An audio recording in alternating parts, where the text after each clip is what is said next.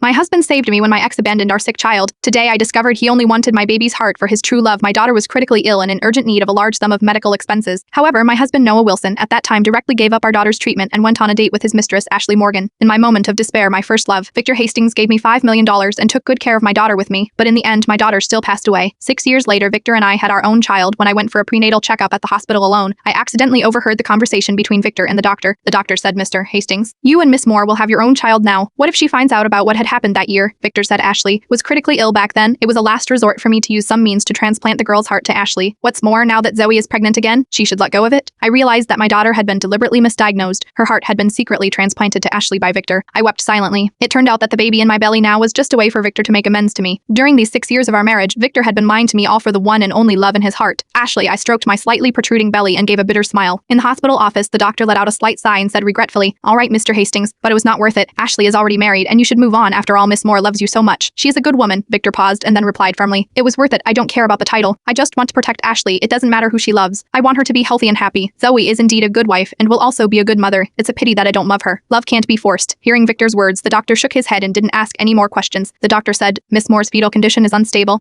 She has already lost one child. Please pay more attention to her." After a long silence, Victor softly responded. I bit my lip hard and didn't make a sound. I didn't dare to cry out loud until Victor and the doctor left. It turned out that my daughter, who had just been born for a few days, didn't die of illness but was deliberately misdiagnosed by the doctor whom Victor had bribed all to replace Ashley with a fresh heart. Back then, my daughter was diagnosed with a serious illness and was admitted to the intensive care unit. Noah didn't want to bear the burden, left the hospital, and got together with Ashley. The appearance of Victor was our hope. Now I finally knew that Victor's offer of help was to keep an eye on this heart that belonged to Ashley. After getting divorced from Noah, Victor married me, probably just out of guilt. I left the hospital. It started to rain heavily outside. I didn't take a taxi, stumbled along the road, and kept crying. When I got home, the maid saw my disheveled appearance and quickly came up to ask, "Mrs. Hastings, it's raining. Why didn't you ask the driver to pick you up? You are still pregnant and can't catch a cold." Victor, who heard the voice, came out of the study. Seeing my red eyes and messy hair, he showed a sympathetic expression, put down the coffee cup in his hand, and picked me up. Victor chided, "You are almost going to be a mother. Why are you still being as willful as a child? What if you hurt the baby in your belly by getting caught in the rain?" I glanced at him and murmured, "Victor, I've been a mother before. I don't need you to teach me. Even if the baby dies, it's okay. I've already lost a child anyway." Victor's steps paused. He frowned and finally said nothing. The bathtub was already filled with warm water. Victor wanted to help me take off my clothes, but I refused. He looked at me in confusion as if wondering about my unusual behavior. After a long while, he left the bathroom. I repeatedly washed myself, trying to wash away all the marks that Victor had left on me over the years.